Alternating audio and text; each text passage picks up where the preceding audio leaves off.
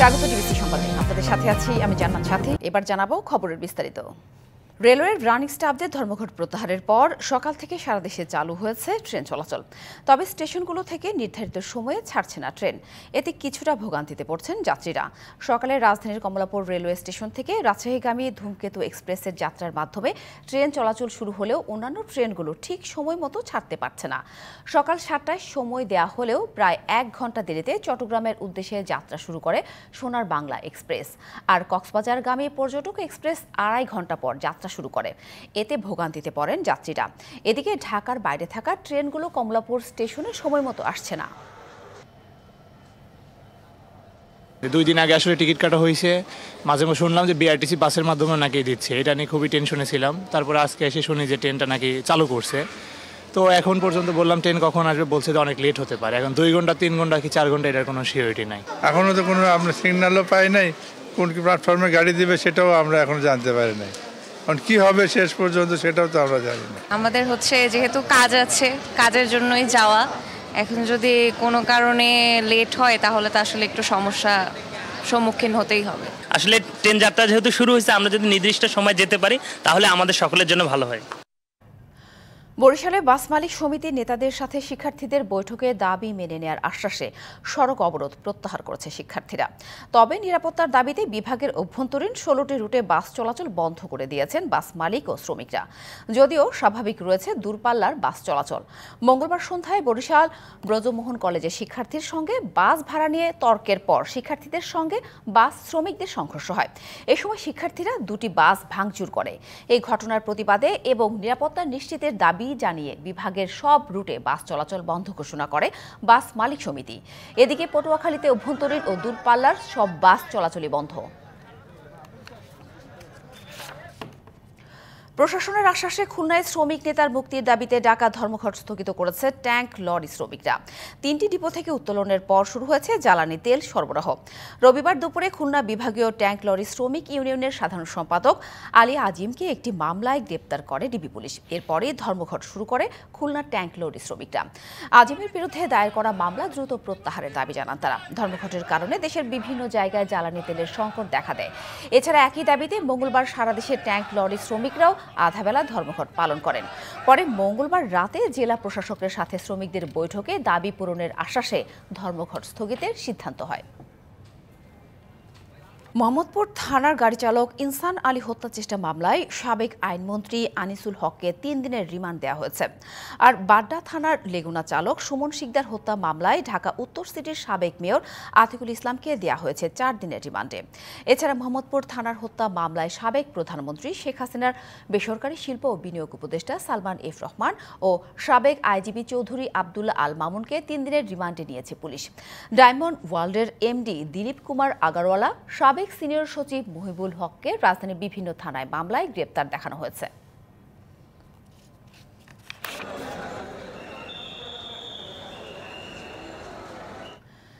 ধরুন আপনার প্রিয়জন আইসিইউতে জীবন মৃত্যুর সন্ধিক্ষণে। এমন সময় আপনার ভরসার একমাত্র জায়গা চিকিৎসক। কিন্তু সেই চিকিৎসকই যখন মাত্র কটা টাকার জন্য ভুল তথ্য দেন, স্বজনটি মারা যাওয়ার পরও ওষুধ কিনতে পাঠান, বিল করেন লাইফ সাপোর্টের, তখন এই জীবন রক্ষাকারী কিছু মানুষের প্রতি আপনার আর শ্রদ্ধা কি থাকে? গুটি কয়েকজনের জন্য গোটা চিকিৎসক সমাজও প্রশ্নের মুখে পড়েন। এবার এমনই অভিযোগ রাজধানীর মিরপুরের কিডনি ফাউন্ডেশনের বিরুদ্ধে। মুন্সিগঞ্জ থেকে ঢাকার মিরপুরে কিডনি ফাউন্ডেশনে নিয়ে আসা হয় শাহিন দেওয়ানকে। তবে ভুল চিকিৎসা হয়েছে বলে অভিযোগ স্বজনের। আমার বাবারে ওনারা ভুল চিকিৎসায় আমার বাবা স্ট্রোক করছে, স্ট্রোক করার পর আমার বাবারে মারিয়া ফেলাইছে, তারপরে এরা জোর জবরদস্ত লাইফ সাপোর্টে রাখছে। কিডনি ফাউন্ডেশনের প্রশাসনিক কর্মকর্তা মঙ্গলবার রাত 9:30টায় রোগীকে মৃত ঘোষণা করলে স্বজনেরা মরদেহ নিয়ে যেতে চান। তখন মৃত্যুর বিষয়টি অস্বীকার করেন প্রশাসনিক কর্মকর্তা। এ নিয়ে বাধে বিপত্তি। নিচে নেওয়ার পরে ঠিক আছে, অক্সিজেন ঠিক আছে, আর মারা যেতে পারে তখন আমি কি মেডিকেল পার্সন, আমি কিভাবে ডিক্লেয়ার দেবো যে একটা স্বজনদের দাবি, মৃত ঘোষণার পরও রাতের ওষুধের পরামর্শ দেন চিকিৎসক। আইসিইউতে বিল বাড়ানোর জন্যই এমন ফন্দি বলে অভিযোগ করা হয়। আর আমার বাবা মারা গেছে আরও আগেই, তখন আমার ডাক্তার বলতেছে যে আপনারা এই ওষুধগুলো নিয়ে আসেন, সারা রাত্রে এই ওষুধগুলো চলবে। এ নিয়ে কর্তব্যরত চিকিৎসক জানান, সময় মতো ডেথ সার্টিফিকেট না দেওয়াতেই গোলযোগ বেঁধেছে। তবে রোগীর সমস্ত ট্রিটমেন্ট ডকুমেন্টস হাসপাতাল কর্তৃপক্ষের কাছেই আছে। ডকুমেন্ট আছে, রোগী কয়টা পর্যন্ত জীবিত ছিল, মাস্টার চার্ট আছে, ইসিজি আছে রাতের। আপনারা মেডিকেল পার্সন কাউকে নিয়ে আসেন, তার কাছে আমি আরও এক্সপ্লেন করতে পারবো না। মেইন ইস্যুটা হয়েছে যে ডেথ সার্টিফিকেট আমি দেই নাই দেখি, তখন থেকে ঝামেলা শুরু হয়েছে। আর স্বজনেরা বলছেন, হাসপাতাল কর্তৃপক্ষের খামখেয়ালিতে মৃত্যু হয়েছে রোগীর। ঘটনা তদন্তে সুষ্ঠু বিচার চান তারা। হাসিব পান্থ, ডিবিসি নিউজ, ঢাকা। পিলখানা হত্যাকাণ্ডে বেঁচে ফেরা সেনা সদস্যরা যৌথ সংবাদ সম্মেলন করছেন রাজধানীর রাওয়া ক্লাবে। সরাসরি চলে যাচ্ছে সেখানে। তো তাদের আত্মা তো এখনো কষ্ট পাচ্ছে। এই যে মিথ্যা অপবাদ দিয়ে তাদেরকে হত্যা করা হলো, সে সময় মুন্নি সাহা, জয় মামুন এনারা যথেষ্ট ভালো রোল প্লে করেছিলেন, মনে আছে আমার। আমি তো 26 তারিখে রাত্রে 8টার সময় যখন জানি, পিলখানা থেকে যখন বের হয়ে আসি, তখন আমি ভাবছিলাম যে তাদেরকে হস্টেজ করা হয়েছে। কোথায়? আমি তো যখন জানলাম যে ওদেরকে হত্যা করা হয়েছে, সবার আগে আমার হাজবেন্ড এনায়েত ভাইয়ের লাশটা বের হয়ে আসছে। কিভাবে এত অপমানিত করে হত্যা করে তাদেরকে ড্রেনে ফেলে দেওয়া, ইউনিফর্ম পরা, ইউনিফর্মের মানে অমর্যাদা করা, আরেকটা একটা প্যারামিলিটারি ফোর্স, ওদের এত সাহস হয় প্রত্যেকে অফিসারদেরকে লাশ পোড়ানো, গণকবর দেওয়া, এত বড় জঘন্য কাজ করেছে কি একজন দুজন সৈনিক? মনে করেন একজন দুজন সৈনিক এগুলা করতে পারে? কখনোই না। 4000-এর বেশি সৈনিক ছিল তখন পিলখানায়, ঢাকা পিলখানায়। কোথায় 4000-এর তো শাস্তি আমরা শুনিনি এখন পর্যন্ত, কোনো শাস্তিই হচ্ছে না।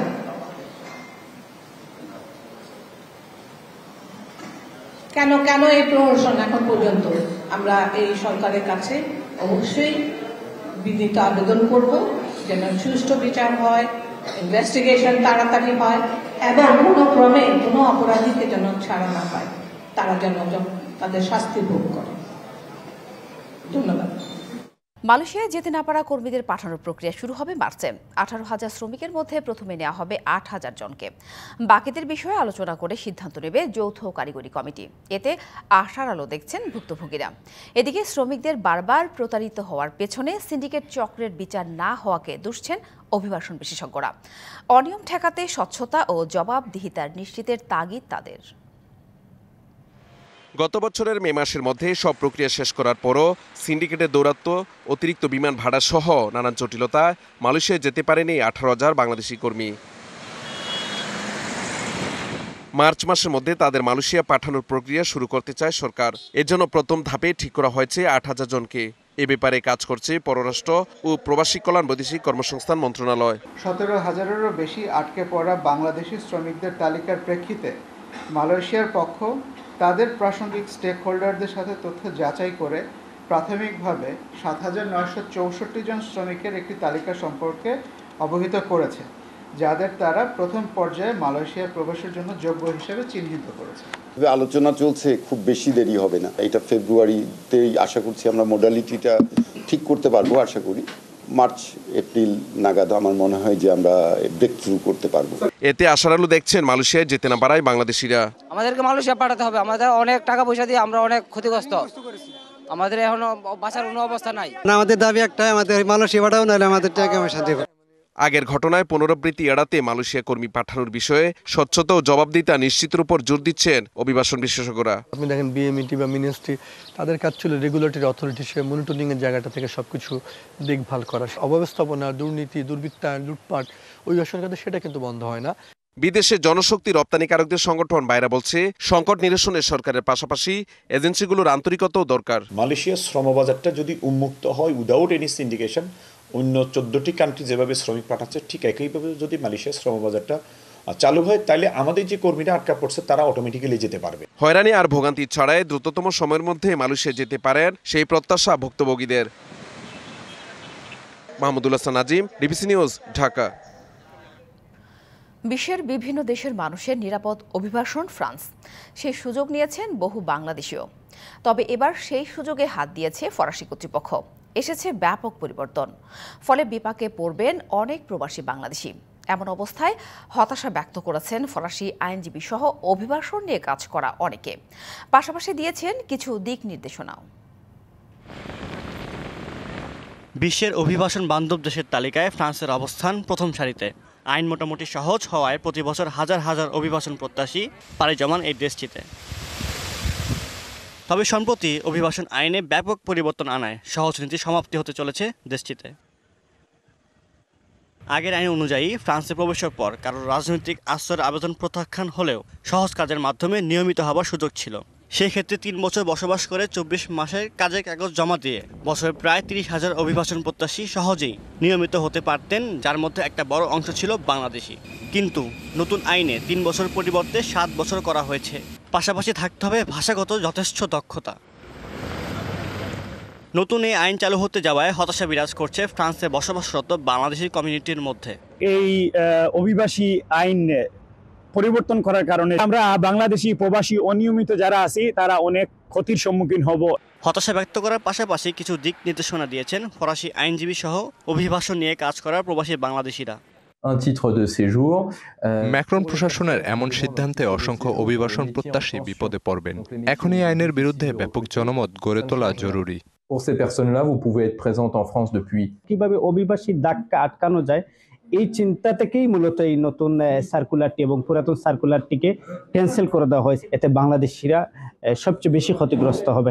অভিবাসন নিয়ে কাজ করা বাংলাদেশি মানবাধিকার সংগঠনের নেতৃবৃন্দ জানিয়েছেন এই আইন বাতিলের জন্য ফ্রান্সের অন্যান্য মানবাধিকার সংগঠনের সাথে তারাও ঐক্যবদ্ধভাবে আন্দোলন করবেন। ফ্রান্সের অনেক সংগঠন মিলে আমরা আন্দোলনের জন্য ডাক দিয়েছি। জোরে সোরে আন্দোলন করব যাতে করে সার্কুলারটা ক্যান্সেল করে দেওয়া যায়। এটা নিয়ে আমরা ইতিমধ্যে এমপিদের সাথে যোগাযোগ করেছি।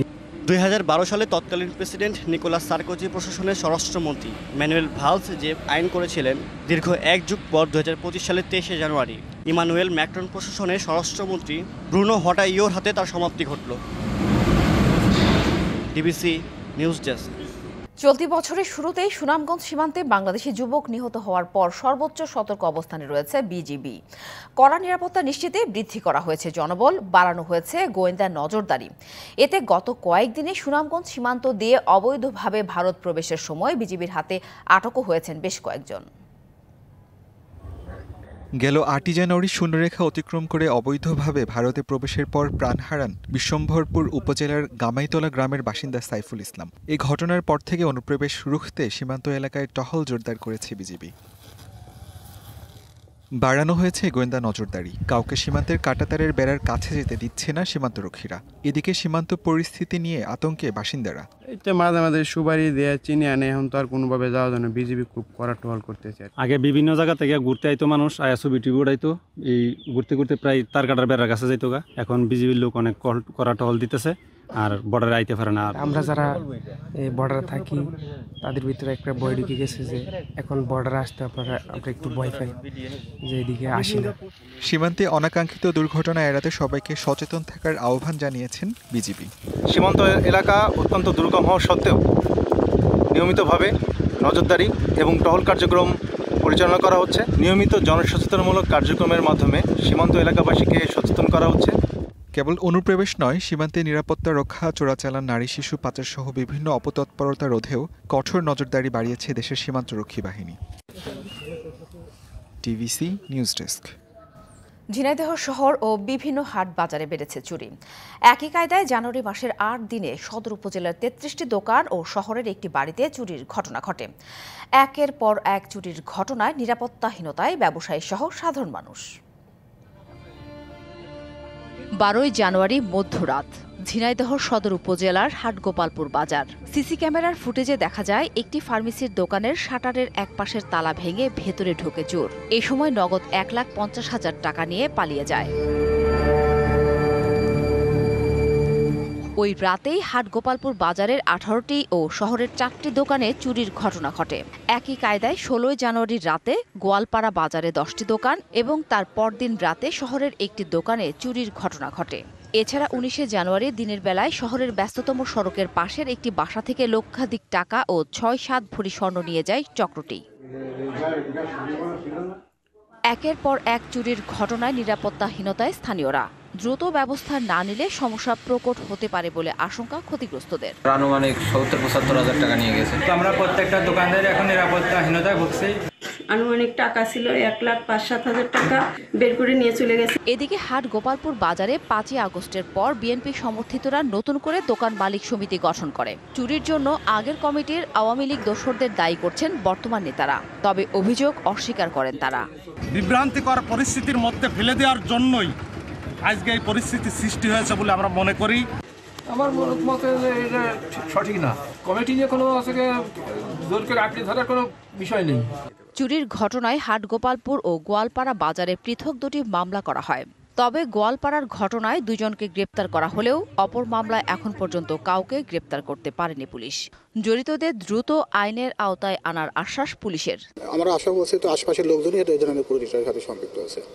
রিসেন্টলি আমরা সফলতা দেখতে পাবেন এবং অচিরে আমরা দেখবেন আপনার উন্নত করতে পারবো, সঙ্গে পরিচিত ঘটনার চুরি করে রহস্যটা উদ্ধার করতে পারবো। হাটগোপালপুর বাজারে 31 দোকান থেকে মোট 3,98,000 টাকা চুরি যায়। গোয়ালপাড়া বাজারের 10টি দোকান থেকে নেয় 1,72,000 টাকা। তবে শহরের দোকানের মোট কত টাকা চুরি হয়েছে তার সুনির্দিষ্ট কোনো তথ্য পাওয়া যায়নি। DBC news desk. প্রতিষ্ঠার 9 বছরেও নিজস্ব ক্যাম্পাস নির্মাণ না হওয়া, শিক্ষক সংকট সহ নানা জটিলতায় জর্জরিত বিশ্বকবি রবীন্দ্রনাথ ঠাকুরের নামাঙ্কিত রবীন্দ্র বিশ্ববিদ্যালয় বাংলাদেশ। নিজস্ব ক্যাম্পাস না থাকায় স্থানীয় 2টি কলেজ ও একটি কমিউনিটি সেন্টারে চলছে একাডেমিক এবং প্রশাসনিক কার্যক্রম, যেখানে মিলছে না ক্যাফেটেরিয়া, আবাসন, যানবাহন ও লাইব্রেরি সুবিধাও। ফলে স্থায়ী ক্যাম্পাস নির্মাণের দাবিতে আন্দোলনে নেমেছেন শিক্ষার্থীরা। সিরাজগঞ্জের শাহজাদপুরে 2018 সালে কার্যক্রম শুরু করে রবীন্দ্র বিশ্ববিদ্যালয় বাংলাদেশ। তখন প্রতিষ্ঠানটির নামে বরাদ্দ দেওয়া হয় রবীন্দ্রনাথ ঠাকুরের জমিদারি রেখে যাওয়া 225 একর জমি। কিন্তু প্রতিষ্ঠান 9 বছরেও হয়নি স্থায়ী ক্যাম্পাস। শাহজাদপুর মহিলা college, Saifuddin Yahya degree college সহ ভাড়া করা 2টি বাড়িতে চলছে একাডেমিক ও প্রশাসনিক কার্যক্রম।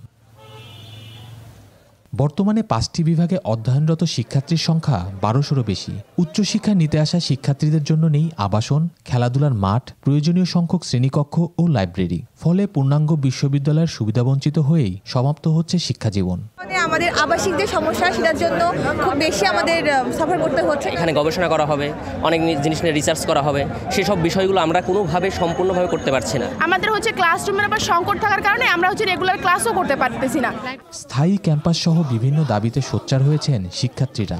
ক্যাম্পাস না থাকলে কোনো পাবলিক বিশ্ববিদ্যালয় হতে পারে না। আমরা আন্দোলন অব্যাহত রেখেছি। যদি আমাদের দাবি মেনে নেওয়া না হয়, এই আন্দোলন আরও বেগবান হবে। লং মার্চ টু সচিবালয় এর মতো কর্মসূচি আমরা সামনে নিতে যাচ্ছি। 100 একর জমিতে ক্যাম্পাস নির্মাণের জন্য 595 কোটি টাকার একটি প্রকল্প শিক্ষা মন্ত্রণালয়ের অনুমোদনের অপেক্ষায় বলে জানান উপাচার্য। ছাত্রদের দাবির সাথে আমাদের দাবির কোনো পার্থক্য নেই। আমরা স্থায়ী ক্যাম্পাস চাই এবং ছাত্র স্থায়ী ক্যাম্পাস চাই। এই সরকার, আমরা মনে করি তারা আমাদের দাবিটি বুঝবেন। ছাত্ররা যে রাস্তায় আছে, কষ্ট করছে, তাদের প্রতি দৃষ্টি দিন এবং আমাদের যৌক্তিক দাবি মেনে নিন এবং অর্থ বরাদ্দ করুন, যাতে আমরা স্থায়ী ক্যাম্পাস শুরু করতে পারি। শিগগিরই প্রকল্প অনুমোদনের মধ্য দিয়ে শুরু হবে রবীন্দ্র বিশ্ববিদ্যালয়ের নিজস্ব ক্যাম্পাস নির্মাণ। ফিরবে শিক্ষার পরিবেশ, এমনটাই প্রত্যাশা শিক্ষার্থীদের। খালিদ হৃদয়, ডিবিসি নিউজ, সিরাজগঞ্জ। মাঘের শীতের প্রভাব পড়েছে উত্তরাঞ্চলের জনজীবন ও প্রকৃতিতে। আজ পঞ্চগড়ের সর্বনিম্ন তাপমাত্রা রেকর্ড করা হয়েছে 10.1 ডিগ্রি সেলসিয়াস। এদিকে ঠাকুরগাঁওয়েও বেড়েছে শীতের দাপট। গত কয়েকদিনের চেয়ে পঞ্চগড়ের সামান্য তাপমাত্রা বাড়লেও মৃদু শৈত্যপ্রবাহের কারণে শীতের তীব্রতা অনুভূত হচ্ছে বেশি। শীত উপেক্ষা করেই কাজে যাচ্ছেন শ্রমজীবীরা। ঘন কুয়াশা আর হিমেল হাওয়ায় প্রভাব পড়েছে জনজীবনে। মহাসড়কে হেডলাইট জ্বালিয়ে চলাচল করছে যানবাহন। তীব্র শীতের কারণে ডায়রিয়া, শ্বাসকষ্ট, জ্বর, সর্দি সহ নানা রোগে আক্রান্ত হচ্ছে বয়স্ক ও শিশুরা। ঠাকুরগাঁওয়ে ভোর থেকে ঘন কুয়াশায় ঢেকে যায় চারপাশ। জেলায় সর্বনিম্ন তাপমাত্রা রেকর্ড করা হয়েছে 10.2 ডিগ্রি সেলসিয়াস। ঘন কুয়াশার কারণে ফসলের ক্ষতির আশঙ্কা করছেন কৃষক। সড়কে ব্যাহত হচ্ছে যান চলাচল। শীতবস্ত্রের অভাবে দুর্ভোগ বেড়েছে নিম্ন আয়ের মানুষের।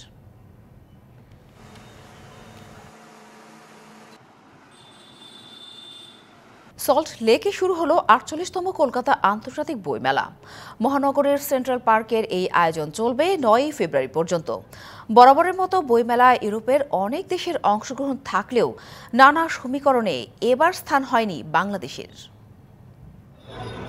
২৮শে জানুয়ারি মঙ্গলবার ইতিহাস আর ঐতিহ্যের মহানগর কলকাতার সল্ট লেকে শুরু হলো ৪৮তম কলকাতা বইমেলা। ১৩ দিন চলবে এই আয়োজন। মুখ্যমন্ত্রী মমতা বন্দ্যোপাধ্যায় উদ্বোধন করেন বইমেলা। আর শুরুর দিনেই তার লেখা দুটি বইয়ের মোড়ক খোলা হয়। দেশি বিদেশি স্টলে এবারও অনন্য রূপ পেয়েছে আয়োজন। তবে মেলায় জায়গা হয়নি বাংলাদেশের। অনেক বছর বাদে বইমেলায় এলাম, প্রায় ২০ বছর বাদে। খুবই ভালো লাগছে। মোটামুটি প্রচুর বই কেনা হয়েছে। বাংলাদেশ আমাদের প্রতিবেশী, আমাদের বন্ধু বান্ধব, সারা বাংলাদেশ জুড়ে আমার বন্ধু বান্ধব। গানের তো আর বাংলাদেশ আর পশ্চিমবঙ্গ হিসেবে কেউ শোনে না। এখানে সবাই ফ্যান, আয়ুষ বচ্চন ফ্যান, সবাই এখানে ইউথ, এন্টায়ার ইউথ, জেমসের ফ্যান, সবকিছুই ইন্টারকালচারাল এক্সচেঞ্জ অবভিয়াসলি থাকা উচিত। কারণ বাংলাদেশ ইস্যুটা খুব পলিটিক্যাল ইস্যু। এত বড় বইমেলা বাংলাদেশ বেশ কয়েক বছর ধরে এসেছে, আর এবারে আসতে পারে। বহু প্রকাশকের সঙ্গে আমাদের সম্পর্ক, আজকে যেটা আসেননি বা তাদের বই পর্যন্ত এখানে পৌঁছায়নি, এটা আমাদের কাছে খুব কষ্ট এবং খুব দুঃখের। এপার বাঙালি, ওপারেও বাঙালি, এপার বাংলাদেশ, ওপারে ভারতের পশ্চিমবঙ্গ। একই ভাষার বন্ধনে থাকা মানুষের যে কোনো আয়োজনই জাগ্রত করে। তবে রাজনৈতিক আর কূটনৈতিক টানাপোড়েনে এই ছন্দ কেটে যায় কখনো কখনো। এবারের কলকাতা বইমেলায় তারই ছায়া পড়েছে বাংলাদেশের অংশগ্রহণ না থাকায়। DBC news desk. পৃথিবীর শেষ রাস্তা কোথায় তা জানার আগ্রহ অনেকের। নরওয়ের ফিনমার্ক প্রদেশে অবস্থিত E69 হাইওয়েকে বলা হয়ে থাকে পৃথিবীর শেষ রাস্তা, যেখানে কাউকে একা যাওয়ার অনুমতি দেওয়া হয় না। নরওয়ের উত্তরাঞ্চলের হোনিংসবার্গ থেকে শুরু হয়ে নর্থ ক্যাম্প পর্যন্ত বিস্তৃত রাস্তার দৈর্ঘ্য প্রায় ১২৯ কিলোমিটার। ভৌগোলিকভাবে আর্কটিক মহাসাগরের কাছে অবস্থিত E69 হাইওয়ে, যা একে ইউরোপ ও উত্তর মেরুর মধ্যে একটি গুরুত্বপূর্ণ সংযোগ রুটে পরিণত করেছে। পৃথিবীর অন্যতম গভীরতম সমুদ্রতলীয় টানেলও এখানে। E69 এমন এক সড়ক যেখানে মানুষ প্রকৃতির অপার সৌন্দর্য উপভোগ করতে পারবেন, তবে বিপজ্জনকও। বরফাচ্ছন্ন আর্কটিক অঞ্চলের মধ্য দিয়ে যাওয়া এই রাস্তা প্রকৃতিপ্রেমী এবং দুঃসাহসিক ভ্রমণকারীদের জন্য এক বিশেষ আকর্ষণ। E69 হাইওয়ের কাছে আছে বিখ্যাত পর্যটন কেন্দ্র। উত্তর মেরুমুখী পাহাড়ি ঢাল এর সৌন্দর্য আরও বাড়িয়ে তোলে। তীব্র শীত, বরফ এবং তুষারপাতের কারণে রাস্তা প্রায় সময় বন্ধ হয়ে যায়।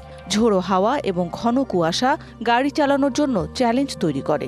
তুষারপাতের সময় এখানে দুর্ঘটনার ঝুঁকিও বেশি। তাই পৃথিবীর শেষ রাস্তায় একা যাওয়া নিষিদ্ধ, শুধু একটি দলের সেখানে যাওয়ার অনুমতি মেলে। E69 হাইওয়ে তৈরির পরিকল্পনা শুরু হয় ১৯৩০ সাল নাগাদ। ১৯৩৪ সালে হাইওয়ে তৈরির সিদ্ধান্ত চূড়ান্ত হয়। ধীরে ধীরে তা সম্প্রসারিত হয়। মৌসুমী শান্তা, ডিবিসি নিউজ ডেস্ক। সংবাদ এই ছিল এখনকার মতো। ডিবিসি নিউজের সংবাদগুলো পড়তে ভিজিট করুন dbcnews.tv আর ভিজিট করুন ডিবিসি নিউজের ফেসবুক পেজ এবং ইউটিউব চ্যানেল। ডিবিসির সঙ্গেই থাকুন।